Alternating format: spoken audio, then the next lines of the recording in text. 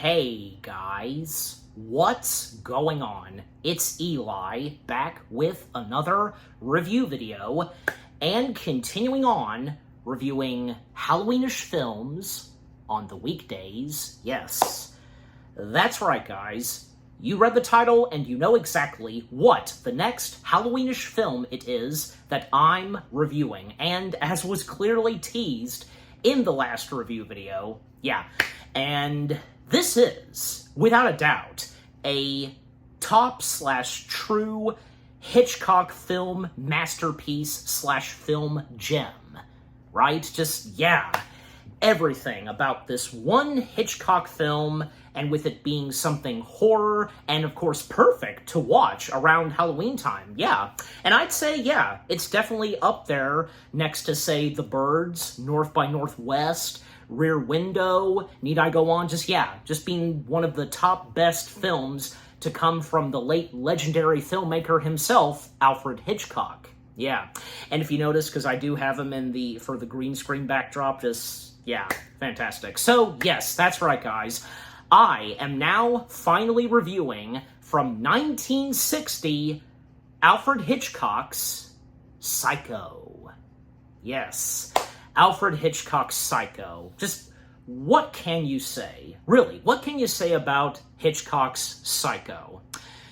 We've all known and have come to know, of course, even before seeing the movie itself, some iconic moments from this movie, like most prominently the shower scene with the knife, the, intense music that plays, dun, dun, dun, even for me, and with the first things I have to say about Hitchcock's Psycho, because I was well familiar/aware of Psycho's existence even before seeing this movie. And again, because we have seen, numerous parodies, interpretations of the shower scene, behind the curtain and with the shadowy figure of the knife, other materials doing parodies and spoofs of that, and in other Halloweenish materials doing that, depicting that, and of course.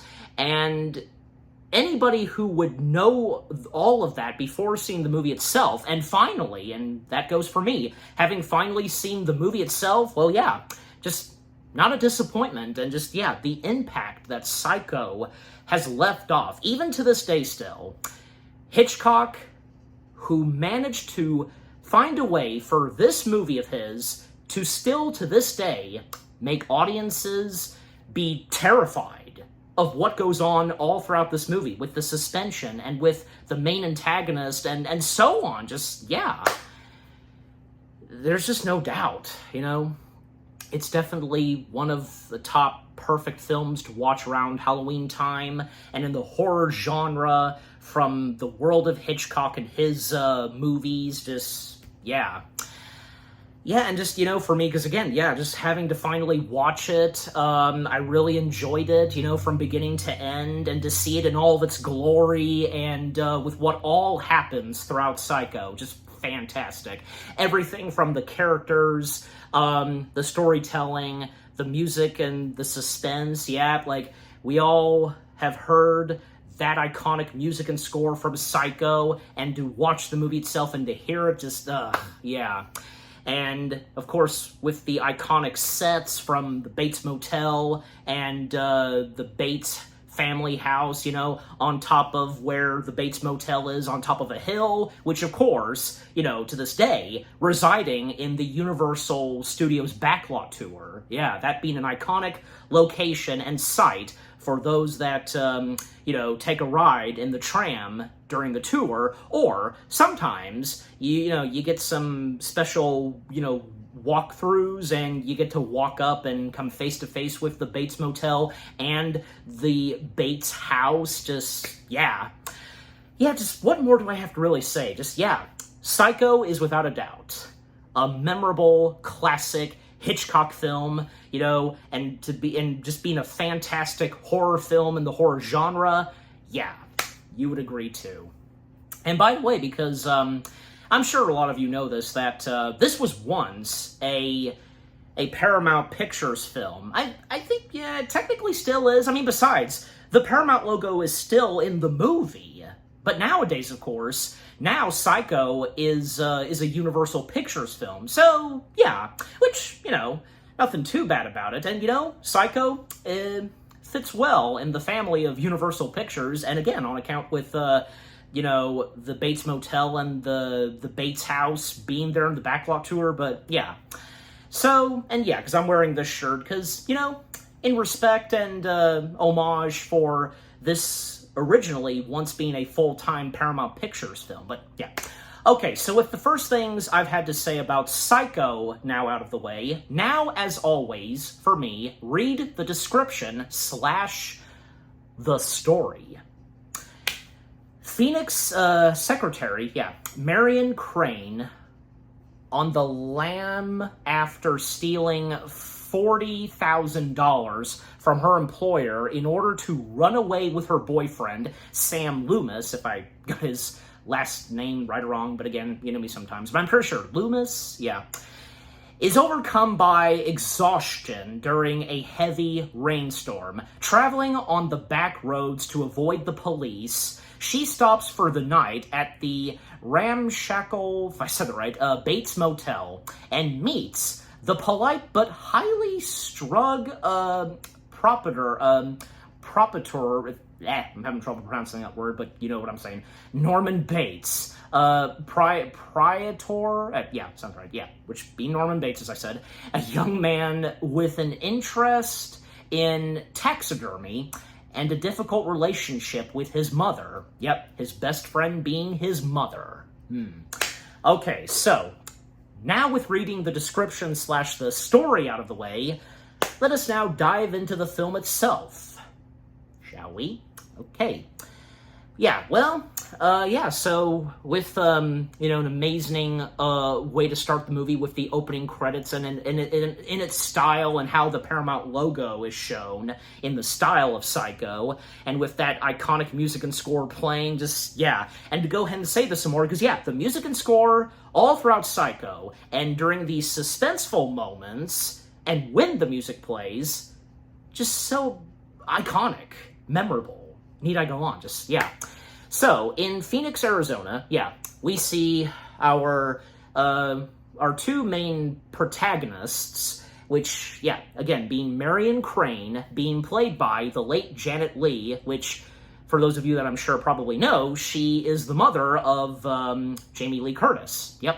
And by the way, because I'm sure you've seen this, where Jamie recreated that iconic shot of her mother in the shower screaming. I just thought I'd mention that because that's so great. And hey, following in her mother's footsteps, when Jamie Lee Curtis, she would go on to be in Halloween. Nice. In the family, because being in horror films, and both of them would be in two iconic films in the horror genre. Again, Jamie Lee Curtis being in a iconic horror film just a decade after this came out. So, Marion, and whom is in a relationship with Sam Loomis, being played by the late John Gavin. And it turns out that, Sam, he's going through a divorce, and he's determined to spend the rest of his life with Marion, and to hopefully settle on this divorce, and it's, done and over with. But, there's, of course, some struggle with it, and each of them just talking about, their attempts on getting together, and them just running away, and all that jazz, And, because, with their plans to do so, and, because both being in businesses, and, when Marion, she comes in to work, and, there's an accountant that comes in, gives the company a lot of money, being $40,000, a man by the name of Tom Cassidy, being played by the late Frank Albertson, because he's planning on, paying off for his daughter's wedding and so on, with what he specifically says. And, Marion's boss, being George Lowry, being played by Vaughn Taylor, he does ask Marion to deposit that money in the company's bank and so on, but she doesn't actually do that, because what she does instead is take that money with her, and that could help her and Sam, plan their future and to pay their way to what they're going to do in order to get away and be together and, well, live happily ever after, best way to put it. And she makes an excuse to her boss that for this weekend she needs to rest and such because she's got a headache and such, and her boss, falls for it. And also Marion's co-worker, Caroline, being played by Hitchcock's daughter, Patricia. Yeah, and can't forget to mention that Hitchcock himself, because if you know this, there have been plenty of times where Hitchcock has slipped his way in his movies, making a cameo, of course. So, yeah, and how can you not miss Hitchcock? Because he's right side out of the building right before Marion comes in, just, waiting on a bus. Yeah, and we have I'm sure for all of us, we have our favorite cameos that Hitchcock has made. Like, for me, I can think of, probably my favorite is right after the credits roll for North by Northwest, he was about to get on a bus, but he missed the bus. And if you know that, then good. And if that's one of your favorite Hitchcock cameos. But anyways, so with Marion not depositing the $40,000 in the bank and so on, she takes it with her, and she makes a run for it. Even when at one point she gets noticed out in the street while at the wheel by her boss, because her boss and that accountant, Tom, they're passing by. And, not to mention that even Carolyn knew this, that Tom was kind of flirting with Marion, making a move on her and such.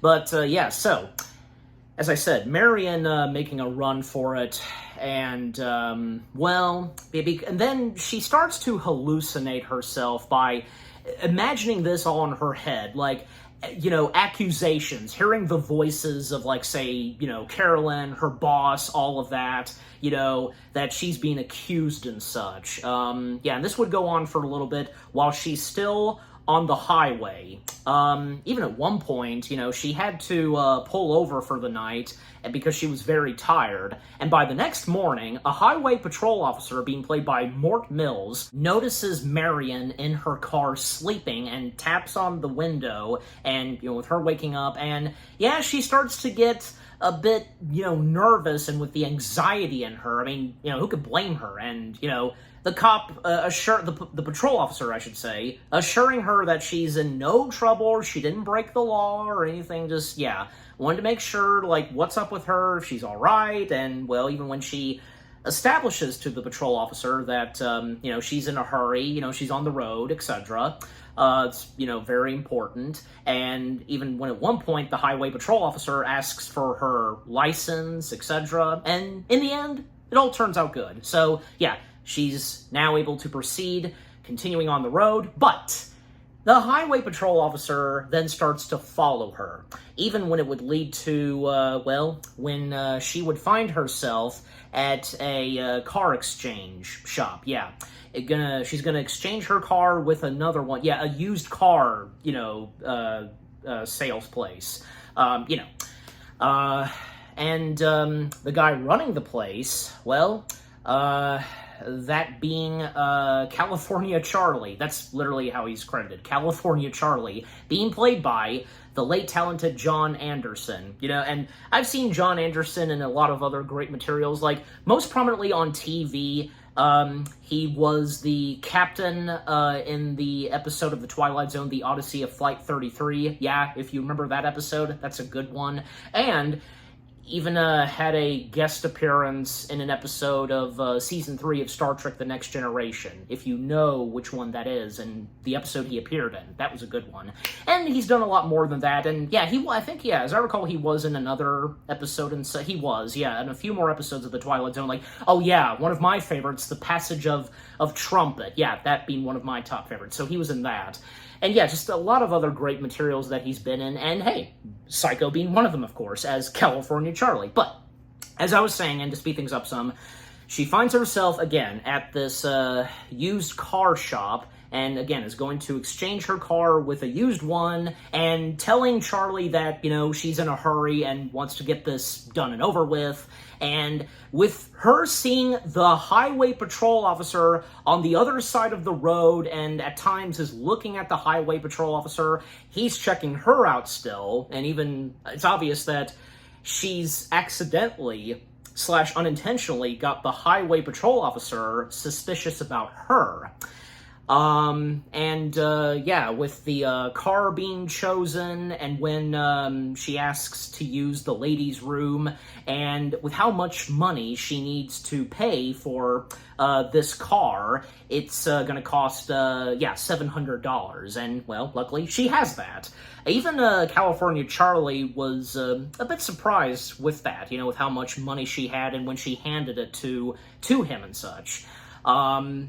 Once that's taken care of, even when, one guy working at that place had her to stop for a moment because her belongings, to put it in the car she's now going to drive in, and hopefully she won't be spotted and noticed in this different car. Yeah, with her proceeding and still hearing voices in her head, from hearing, say, the voices of the highway patrol officer to California Charlie and her boss, etc. And with it being raining and storming, and when she, activates the windshield wipers, thankfully she can now properly see the road, and she would find herself coming face to face, and where she would stay for the night, Bates Motel.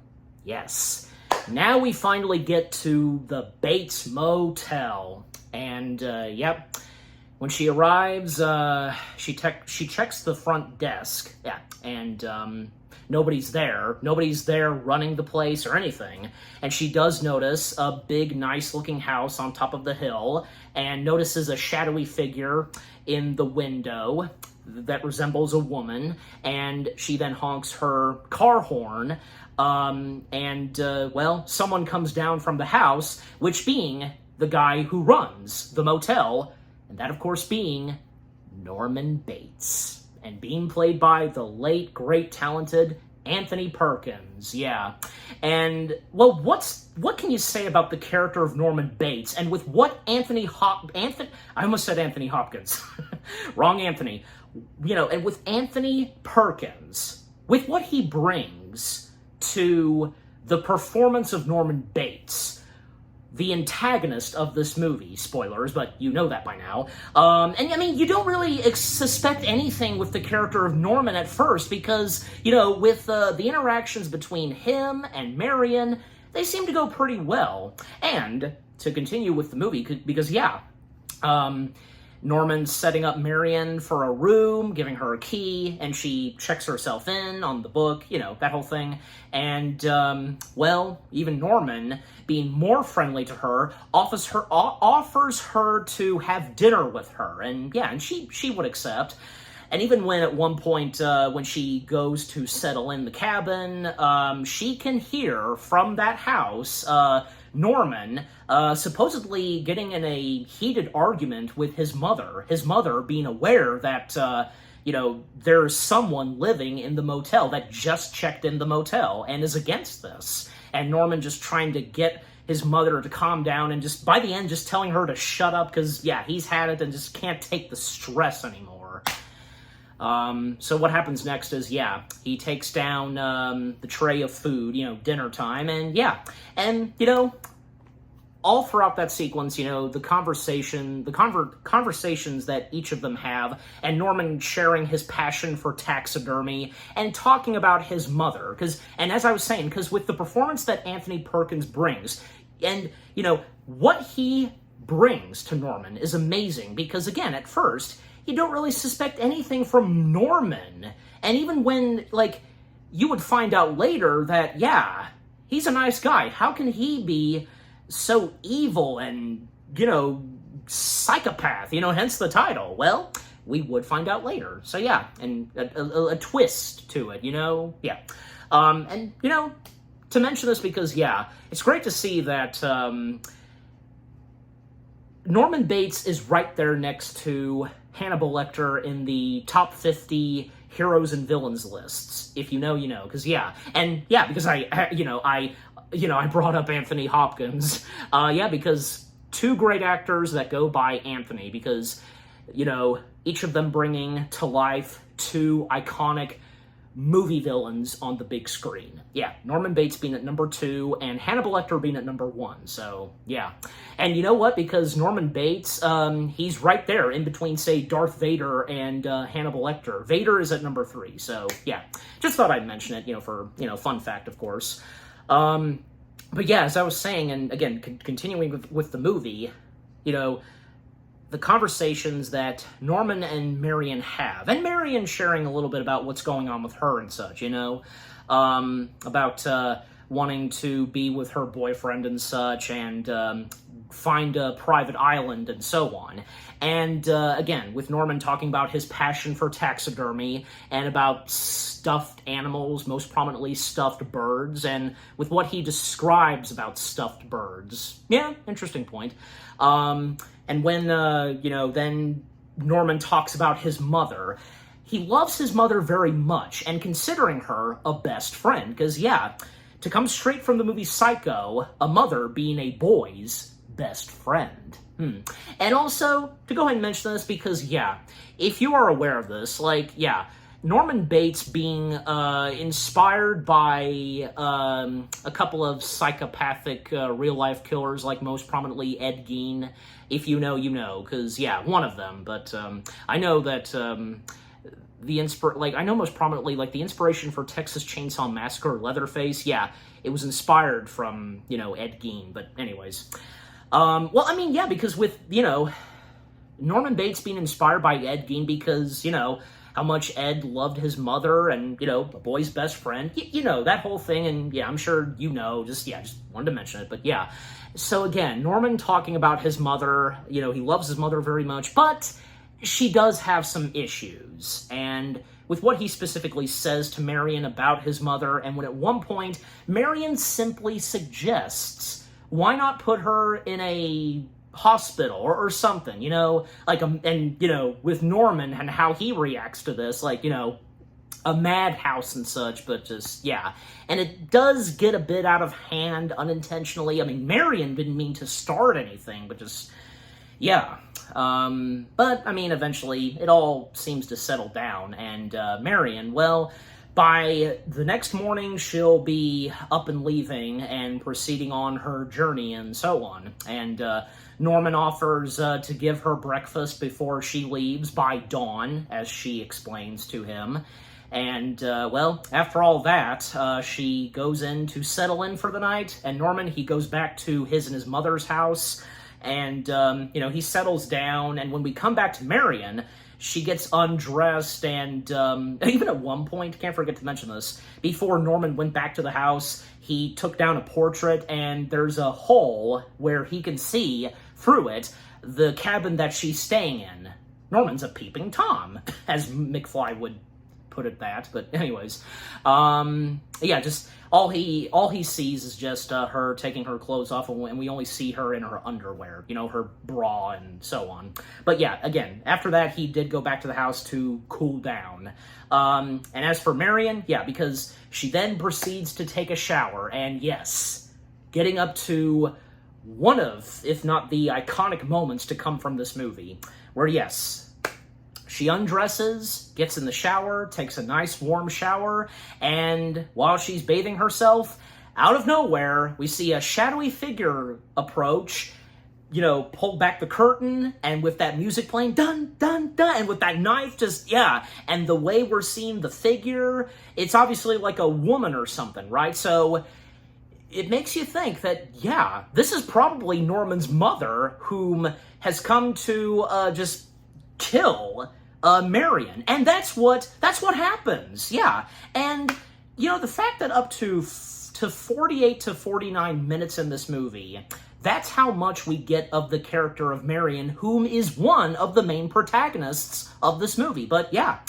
after supposedly Norman's mother comes in to stab Marion, yeah, she slowly slides down the tub and rips off the shower curtain, and she's dead, and with her blood going down the drain, and yeah, the camera shots of her face, of her lifeless body, ugh. And after that, well, we can hear Norman just like, oh God, mother, blood, and so on, because he's uncomfortable with what he's seeing, supposedly with what's on his mother's wardrobe, blood and such. And he dashes back to the motel to see the gruesome sight of the lifeless body of Marion. He's horrified, and what he does next is clean up the mess and dispose Marion's body, taking her belongings and her body being wrapped up, putting it all in the back of the trunk of the car she exchanged and such, yeah. Swapped with the car she had earlier, yeah. And he didn't realize this, because earlier, Marion put what was left of the $40,000 being wrapped in newspapers, and yeah, Norman, he noticed the wrapped newspapers, but didn't realize that, yeah, what was, under the newspapers was what was left of the $40,000. So yeah, he puts that in the back of the trunk, and what he does next is, he starts up the car, and he drives it into the swamp, disposing all of it. Yeah. Yeah, I mean, for Norman, again, because we don't suspect anything from Norman at first, but, the look on his face, he's completely horrified with all that has just happened, and with, what he had to do in order to, dispose the body, and so on. Yeah. And after that, well, everybody whom is, definitely by this point, aware that Marion has been missing and has not been seen for a couple of days ever since she mysteriously left, and even when her boss noticed her on the road, yeah. Everybody being suspicious, especially, suspicious/concerned, most prominently, Marion's sister, whom we now see all throughout this movie being one of the main protagonists all throughout the rest of this movie, Lila. Yeah, I think I said that right. Lila Crane being played by Vera Miles. So yeah, she steps in and she meets with her sister's boyfriend, Sam, and she makes it clear to Sam that she doesn't care if they're seeing one another, and I almost forgot to mention that them being together is has been kept secret. So yeah, and they didn't want anything to be known to everybody else that they're seeing one another. And again, especially on account of Sam's divorce. But yeah, so she comes in and questions Sam about where the heck is her sister Marion, and if possibly she's somewhere in his business store, the store that he's running. But he makes it clear that he has no clue where Marion is whatsoever, and because he doesn't. He's not lying to her. He has no idea where she was, and on account of the last time he would ever see her. But then a detective steps in that Lila has hired by the name of Detective Milton Arbogast, if I got that right or wrong, but yeah, I'm just going to stick with Milton.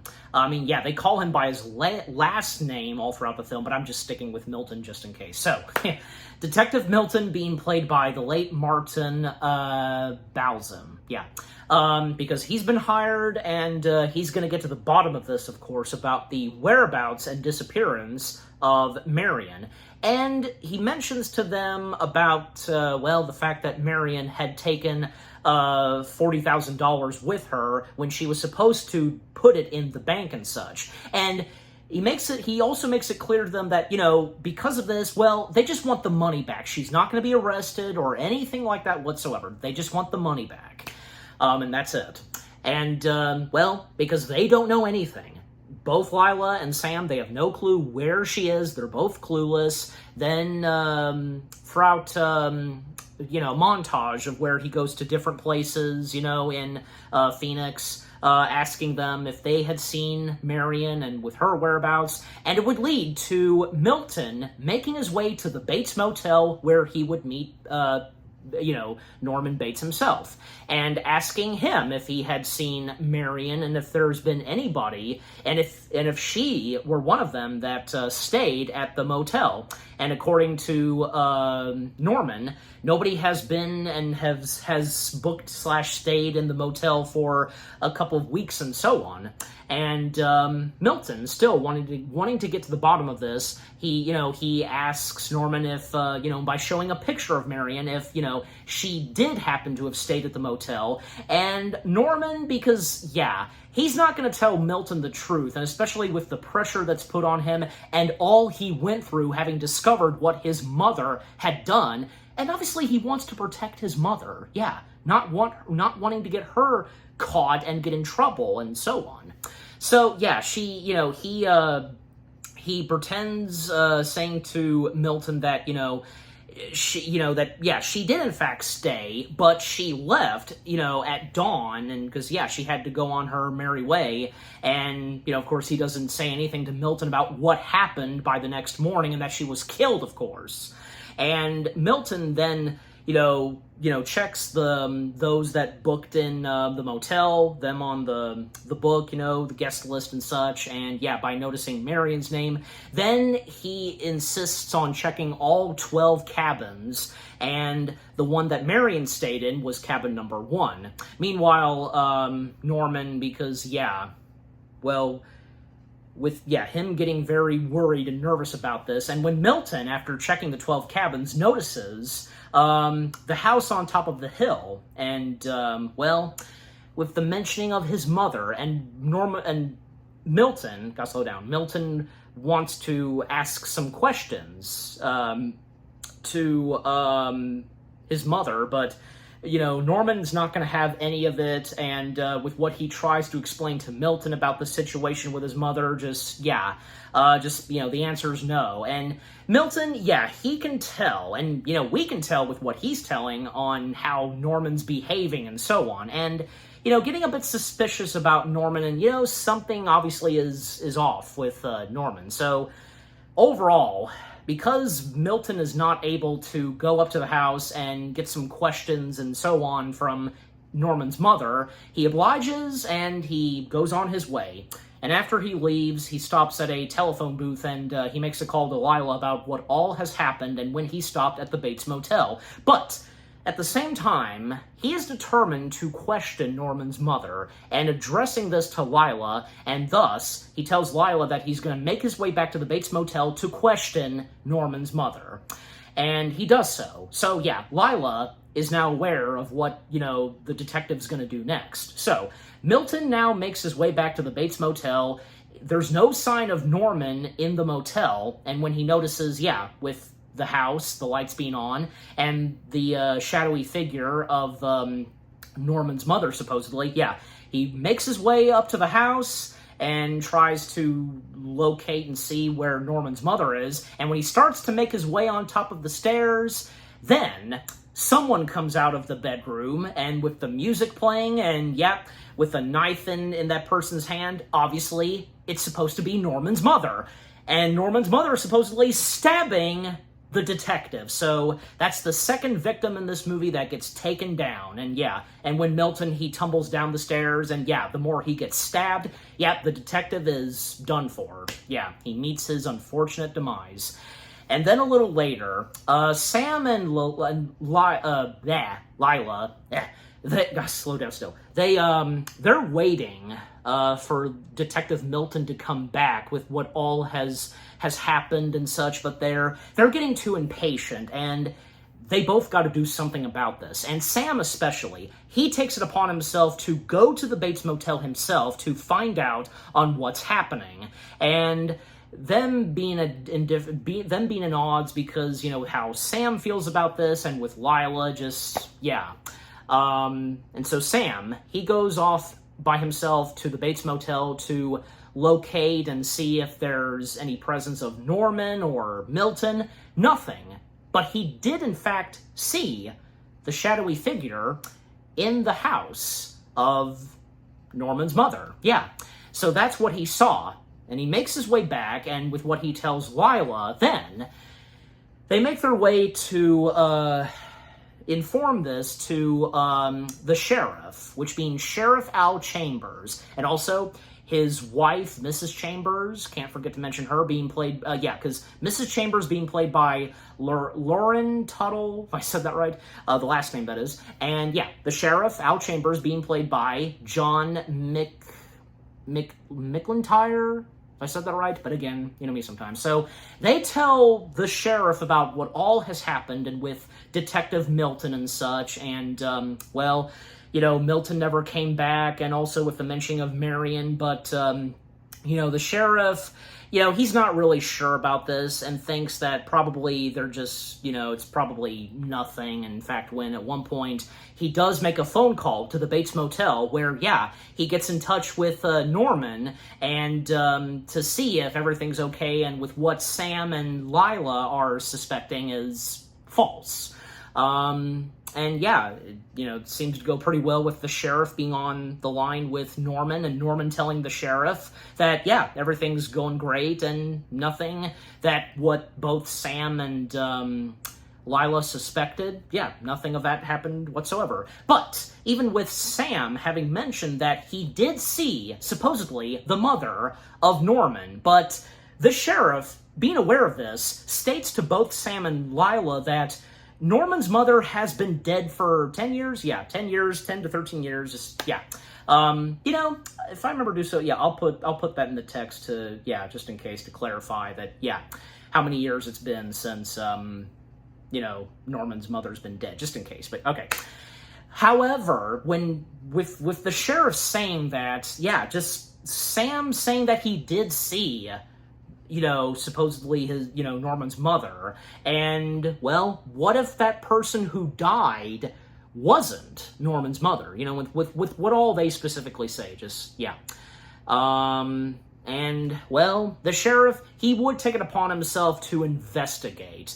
Even before then, there was a brief moment where we see Norman going back in the house, and he supposedly gets in an argument with his mother, and Norman wants to keep his mother safe and protected and is going to take his mother down to the basement, and his mother refusing this. And when we would see him carrying his mother out of her bedroom downstairs to the basement. But when the next day hits, the sheriff, and when he meets up with, he and his wife, they meet up with Sam and Lila outside of church, the sheriff stated that he did that early this morning, and he saw nothing suspicious, nothing suspicious that he noticed. But Sam and Lila, they are determined and know that there is something going on. So thus, they both take it upon themselves to investigate this on their own, both of them going to the Bates Motel, and when they arrive there, Norman is nowhere in sight running the Bates Motel, but by noticing, that he's present at the house on top of the hill, and Sam and Lila, they plan on pretending to be a married couple checking in for the evening at the Bates Motel. And in order to, get in further and to, see if, something's really up, and with Norman being linked with all this. So, by getting Norman's attention, and, they pretend to be a married couple, they stay in for the evening, and with the cabin they're going to stay in. And, to still speed things up some, because, what would happen next? And we're getting to the climax. With them determined to find out and to get the information that's been hidden from everybody, from the detective and so on. And, the Detective Milton, he would have been this close to figuring it all out. But he didn't, because, with, supposedly, again, Norman's mother having killed and gotten rid of Detective Milton. But with Sam and Lila, at one point, Sam tries to keep Norman distracted while Lila investigates further. I mean, they did check the cabins, including cabin number 1 that Lila's sister stayed in, and they did notice a few things, most notably in the bathroom, with the shower curtain being torn off, and noticing something in the toilet, that was flushed by Marion, and which leading to what was left of the $40,000, and yeah, it was disposed of, and, you know, unbeknownst to them, it was disposed of in the back of the trunk of the car in the swamp that was plunged into the swamp. Well, with Lila investigating further while Sam distracts Norman, Lila, she then makes her way to the Bates house on top of the hill. Because, yeah, hopefully and supposedly, Norman's mother will be there. And maybe, you know, she'll answer to Lila and such. And, yeah, and man, Sam is getting to Norman. Just, you know, getting to him and asking him these questions about Marion and the money and all that. And Norman, he's uncomfortable with this, yeah. And then Norman would realize that, yeah, because Lila's not present, and where is she? And when he would then presume, in which, yeah, he would be right, that Lila making her way to the house. And when Lila makes her way to the house, well, yeah, there was a moment where Norman, like, both of them were tackling one another. Yeah, like, Sam was trying to tackle Norman, but Norman hit him with an object, you know, knocking him out. Then Norman making his way to the house on top of the hill. Lila hiding from, you know, being, you know, in Norman's sight. Norman thinking that probably Lila made her way upstairs. He goes upstairs, while Lila, well, she notices and aims for the basement. Yeah, because probably, maybe possibly, Norman's mother will be downstairs. So that's where she goes. And another iconic moment in this movie where, yes, Lila approaching, and when she notices a body in a chair, and when she turns it, and yeah, she presumes that it is Norman's mother. Well, it is, but it's the corpse of Norman's mother. And with the suspenseful music playing, yeah, it would play, and with Lila screaming in horror, then Norman would show up in his mother's getup with the knife. But luckily for Sam, he regained consciousness, and then in the nick of time, showed up and tackled and took down Norman. And later on, and up to the end of the movie, Norman has been taken into custody. Yes. And there's a moment where, yeah, a psychiatrist by the name of Dr. Fred Richmond, being played by Simon Oakland, yeah, he comes in after having a conversation with Norman and informs everyone in the room, from Sam, Lila, and the sheriff, about, you know, what's up with Norman and so on. And, well, because turns out that, and with why Norman was wearing his mother's clothes, because he has a split personality, himself and his mother. Like, you know, a part of his mother living inside of Norman. And, well, it turns out that Norman had killed his mother.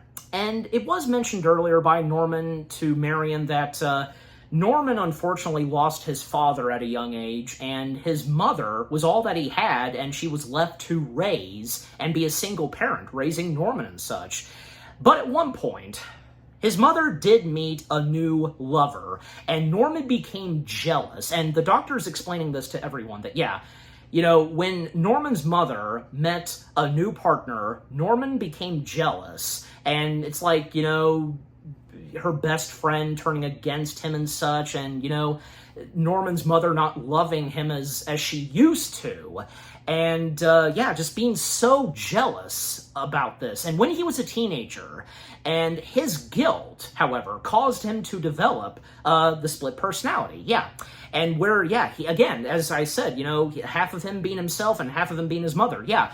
It preserved his mother's, and he preserved his mother's corpse, and as the mother's personality committed with other murders while believing his mother was still alive. So yeah, so it's like, you know, his mother, you know, takes control of him and does the killing, and, you know, his mother being jealous of, you know, those that stay at the Bates Motel, especially girls, and, you know, Norman having romantic attractions for the girls and so on, and the mother of his being jealous and such. You see what I mean? Just, yeah. And just, yeah, it's crazy and twisted with, you know, with what happened to Norman and what happened in the Bates family. Just, yeah.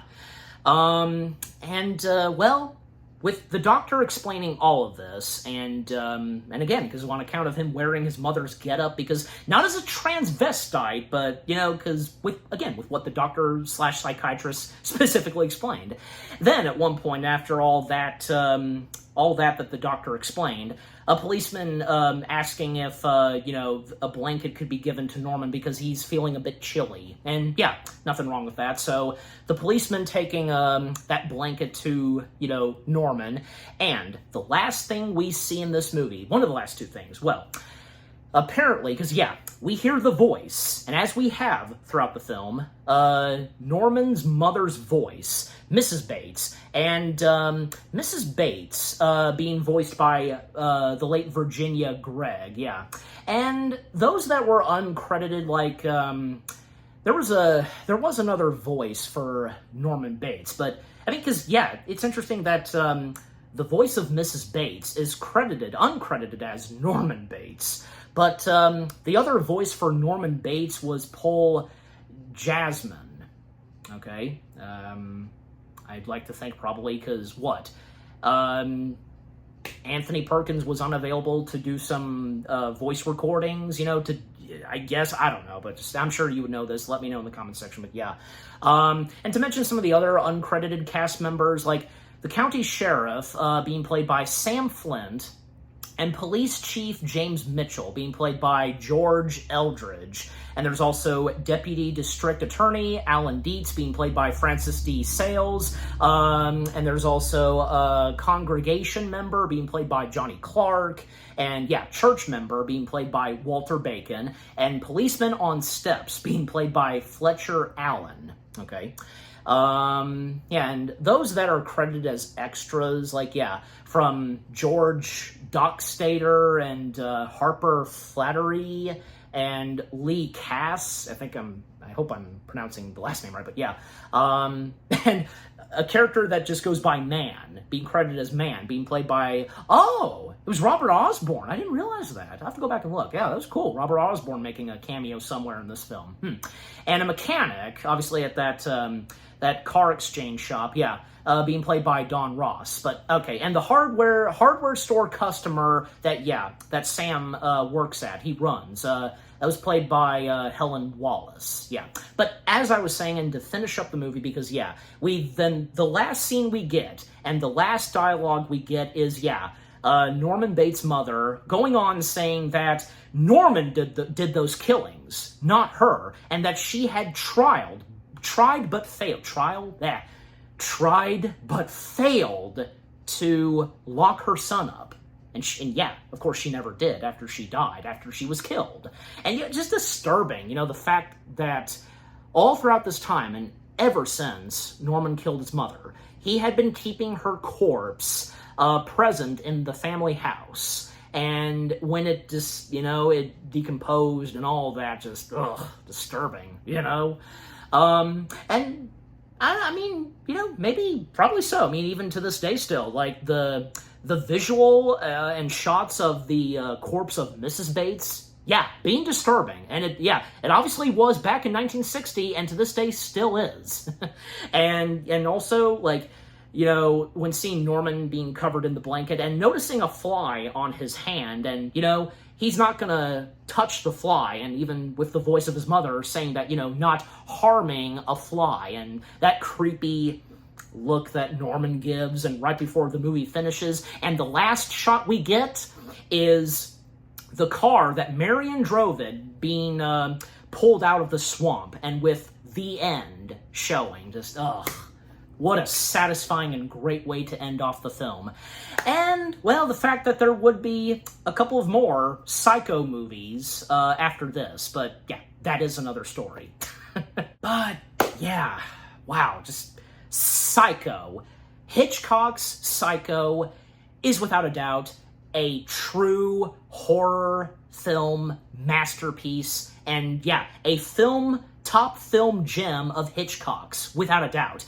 Everything about Hitchcock's Psycho, from beginning to end, is fantastic. The storyline, the main characters, the protagonists, the antagonists, most prominently Norman Bates himself, and yeah, great talents, and, you know, those that brought just great performances to these characters from, yeah, Anthony Perkins, Vera Miles, John Gavin, Janet Leigh, Martin Balsam, and yeah, and everybody else, just, they were all fantastic. The suspense, the climax, the intensity, the music and score, the iconic, you know, sets and locations, most prominently, of course, the Bates Motel and the Bates family house. Yeah.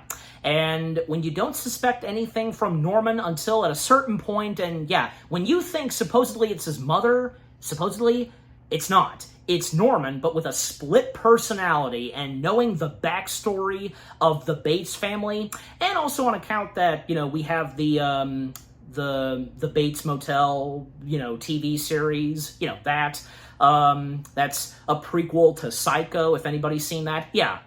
We go into more detail and such, and, you know, the life of Norman Bates and his mother, Mrs. Bates.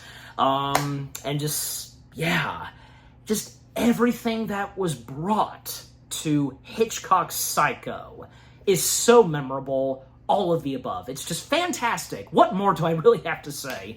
And I'm giving Hitchcock's Psycho, well, is it obvious? 10 out of 10 stars. Yes, 10 out of 10 stars for Hitchcock's Psycho.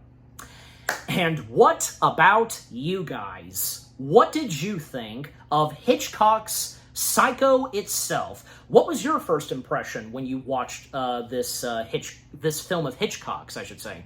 Was it one of your first Alfred Hitchcock films? Or if you, like, saw a bunch of other great films of his before this? Any of you that got to see this in theaters, you know, re-releases, obviously.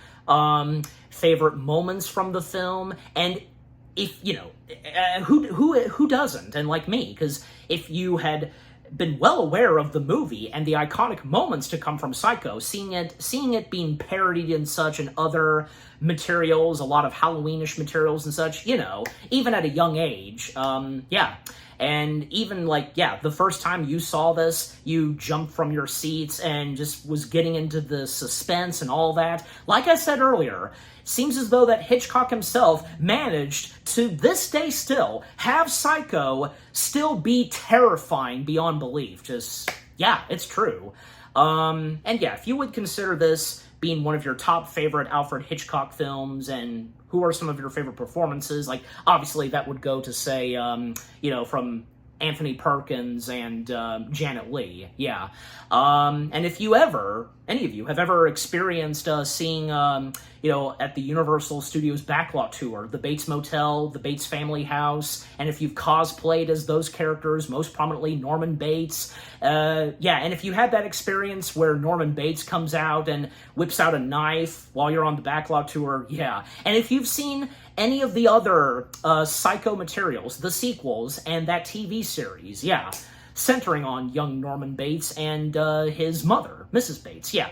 But overall, what do you think of Hitchcock's Psycho itself, with what all I've had to say, my review, and yeah, what did you think of my review? Leave comments and give this review video a like, as always. And so, guys, with all that being said, thank you very much for watching. I hope you guys enjoyed my review of Alfred Hitchcock's Psycho. More review videos are coming your way. They're going to be awesome. Keep looking forward, and I will see you guys in the next video / review.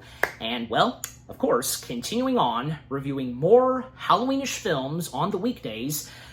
Stay tuned later tonight, because what I will be reviewing next, and, well, I did mention the word transvestite a little earlier. Well, let's just say that this next Halloweenish film I'm going to be reviewing has to do something with a character who is a transvestite, you know, transsexual from Transylvania.